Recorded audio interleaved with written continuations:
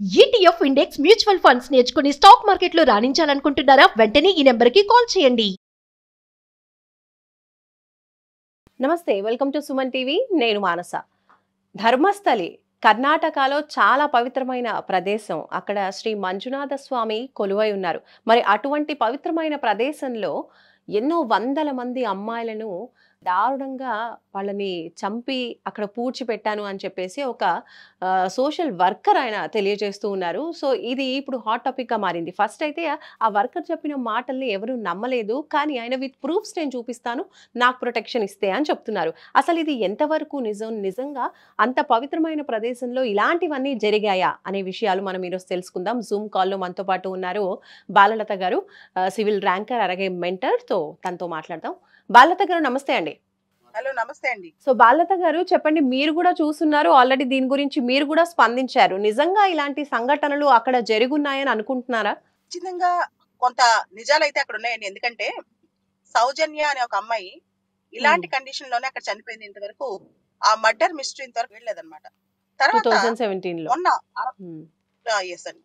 తర్వాత 60 సంవత్సరాల ఒక మహిళ మొన్న పోలీస్ స్టేషన్ కి వెళ్ళి అక్కడ నా కూతురు మెడికల్ స్టూడెంట్ డాక్టర్ చదువుతుంది, ఆ అమ్మాయి ధర్మస్థలకి వెళ్ళి మిస్ అయిపోయింది.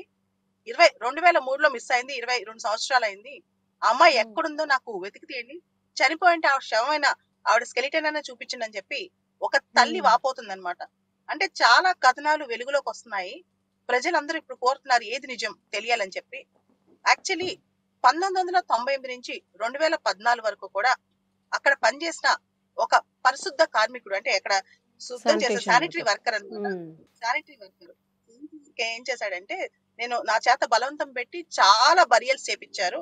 ముఖ్యంగా స్త్రీలు, అమ్మాయిలు, వాళ్ళపైన సెక్షువల్ అసాల్ట్ జరిగినట్టు గుర్తు కూడా కనిపిస్తుంది.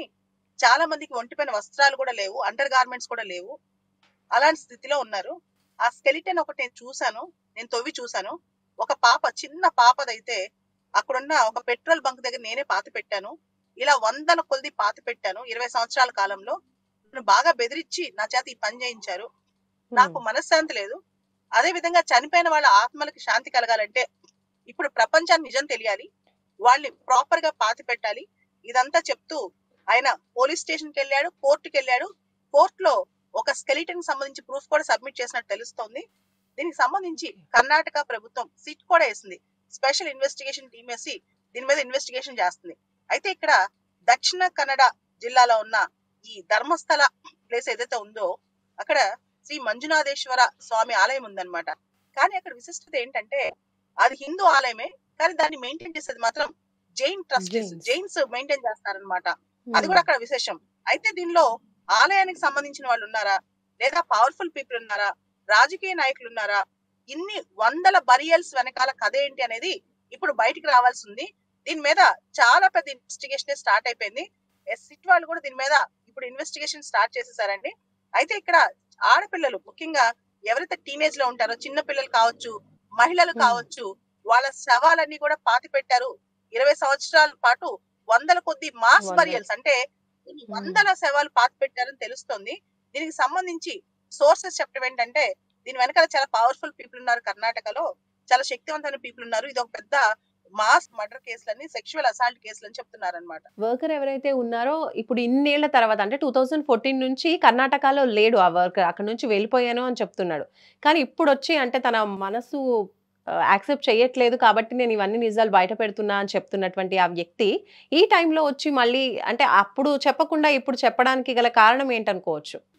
48 సంవత్సరాల ఒక శానిటరీ వర్కర్ అండి, దళిత కుటుంబానికి చెందిన వ్యక్తి అనమాట. సో 10 సంవత్సరాల నుంచి ఇతర రాష్ట్రంలో ఉన్నాడంట. అతనికి ఇప్పుడు మనశ్శాంతి కలగట్లేదు, నిజాలు బయటికి చెప్తాను, ఆయన చనిపోయిన ఆత్మలు కూడా నన్ను ఘోషిస్తున్నాయని చెప్తున్నాడు. నా కుటుంబానికి నాకు థ్రెట్ ఉంది, నాకు విట్నెస్ ప్రొటెక్షన్ యాక్ట్ కింద నాకు రక్షణ కల్పించాలి, ఆ రక్షణ కల్పిస్తే నేను అన్ని నిజాలే చెప్తానని చెప్పి కూడా అతను చెప్తున్నాడు అనమాట. అందుకే అతని ఐడెంటిటీ కూడా ఇంకా బయటికి రాలా, అతను ఎవరు అనే విషయం కూడా బయటికి రాలా. 48 సంవత్సరాల ఒక దళిత శానిటరీ వర్కర్ అని మాత్రం బయటకు వస్తుంది. కానీ అతని కుటుంబానికి థ్రెట్ ఉందంటే అతని కుటుంబంలోనే ఒక అమ్మాయిని కూడా ఇలానే చేశారని చెప్పి వార్తలు వస్తున్నాయండి. ఈ విషయం గురించి న్యూస్ వస్తున్నటువంటి తరుణంలోనే గతంలో కూడా తన కూతురు మిస్సింగ్ అని చెప్పేసి కోర్టులో కేసు కూడా వేసింది ఒక తల్లి. ఆ విషయం కూడా ఇప్పుడు బయటకు వచ్చింది, తను బయటకు వచ్చి చెప్పడం జరుగుతోంది. సో ఇలాంటివి ఇంకా ఎన్ని బయటపడతాయి అనేది మున్ముందు మనం చూడాలి. అసలు ఆ 100 మందిలో ఎవరికి సంబంధించిన వాళ్ళు అసలు ఎంతమందిని చంపారు అనేది కూడా ఒక క్లారిటీ అనేది లేదు. అంటే రాజకీయాలకి, ప్రలోభాలకి లొంగకుండా శిక్ష పడుతుంది అనుకోవచ్చా ఫ్యూచర్‌లో? సిట్ వాళ్ళు గత 20 సంవత్సరాలుగా దక్షిణ కన్నడ ప్రాంతంలో, ధర్మస్థల ప్రాంతంలో ఎంతమంది అమ్మాయిలు మిస్ అయ్యారు, ఎంతమంది అమ్మాయిలు కనపట్లేదు అనే దాని మీద కూడా ఆరా తీయనున్నారు. మొత్తం డేటా బయటకు వస్తుంది.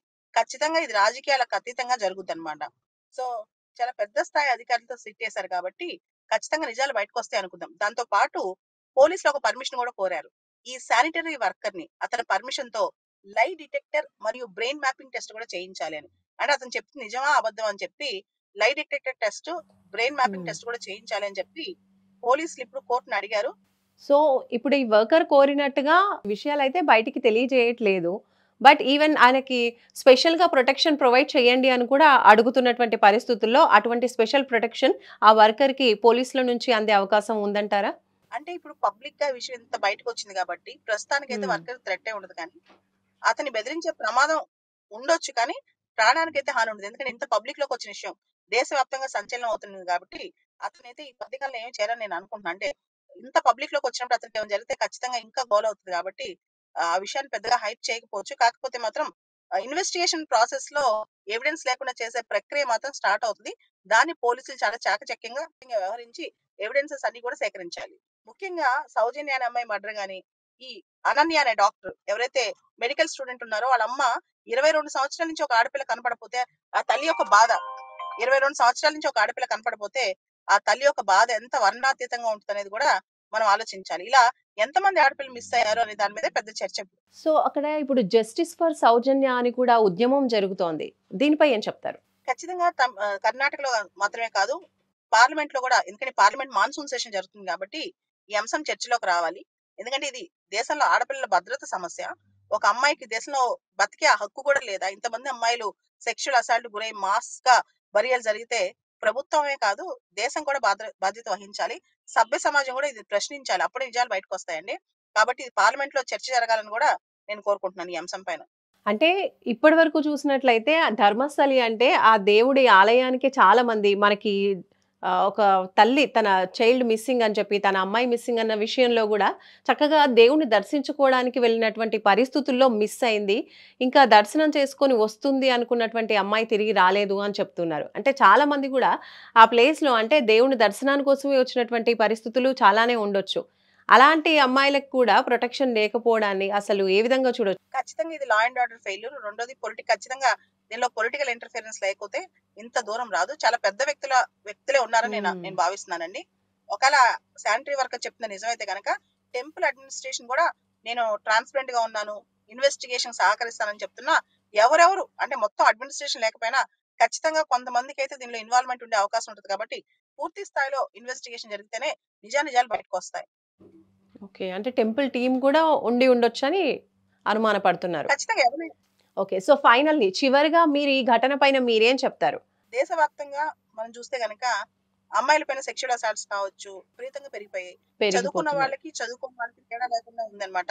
మెడికల్ కాలేజీల్లో, లా కాలేజీలో, పెద్ద పెద్ద యూనివర్సిటీస్ లో కూడా ఆడపిల్లని వదలట్లేదు. ఇట్లాంటి టైంలో హ్మ్. ఆడపిల్లని ఇలాంటి వాటికి కఠినమైన శిక్షలు కఠినంగా జరిగితే గనక అంటే ఇమీడియట్ గా ఇన్వెస్టిగేషన్ 1 మంత్ 2 మంత్స్ లో తేలి ఎవరైతే హ్మ్. పెద్దవాళ్ళు ఇన్వాల్వ్ అయినా సరే శిక్ష పడితే గనక ఇలాంటి విషయాల్లో ఖచ్చితంగా ఇంకొకటిసారి రిపీట్ కాకుండా ఉంటుందండి. Right. Thank you ma'am. Thank you. So చూస్తున్నారు కదండి, కర్ణాటకలోని ధర్మస్థలిలో ఎంతో పవిత్రమైన ప్రదేశంలో దేవుడిని దర్శించుకుందామని వచ్చినటువంటి మహిళలకి, అమ్మాయిలకి కూడా ప్రొటెక్షన్ లేకుండా పోతోంది. దాదాపు ఒక 100కి పైగా అమ్మాయిల్ని, మహిళల్ని, చిన్నపిల్లల్ని కూడా పూడ్చిపెట్టాను అని చెప్పేసి అక్కడ వర్క్ చేసేటటువంటి ఒక వర్కర్ చెప్తున్నాడు. అలాగే 10 సంవత్సరాల నుంచి ఆయన అయితే అసలు ఆ ప్లేస్‌లో ఉండట్లేదు. ఎందుకు ఇలా చేశాడు అనంటే తనని ఫోర్స్ చేసి ఇలా మాస్ బరీయింగ్ చేయమని చెప్పారు. తన కుటుంబంలోని ఒక వ్యక్తికి కూడా, ఒక అమ్మాయికి కూడా ఇలానే జరిగింది అని చెప్పి చాలా మనస్తాపంతో ఇప్పుడు ఆయన బయటపడి నేను ప్రూఫ్స్‌తో సహా మీకు నిరూపిస్తాను. చెప్పేదంతా కూడా నిజమే. వందల మందిని నేను ఇలా బరీ చేశాను. చాలా దారుణమైన పరిస్థితుల్లో అమ్మాయిల్ని అలా చంపిన ఆ అమ్మాయిల్ని మేము బరీ చేయడం అయితే జరిగిందని చెప్పి చెప్తున్నారు. దానికి కర్ణాటక ప్రభుత్వం కూడా స్పందించింది. అతనికి కూడా ప్రొటెక్షన్ ప్రొవైడ్ చేస్తూనే చెప్పినవి నిజమా కాదా అని చెప్పేసి ఒక సిట్ని అయితే కర్ణాటక కోర్టు అలాగే పోలీసులు ఏర్పాటు చేయడం జరిగింది. సో దీనికి సంబంధించి విచారణ అయితే చాలా సీరియస్ గానే జరిపించబోతున్నట్టుగా మనకు తెలుస్తోంది. సో మున్ముందు ఎలాంటి నిజాలు బయటపడతాయి అనేది చూడాలి. చూస్తూనే ఉండండి సుమన్ టీవీ. నమస్తే.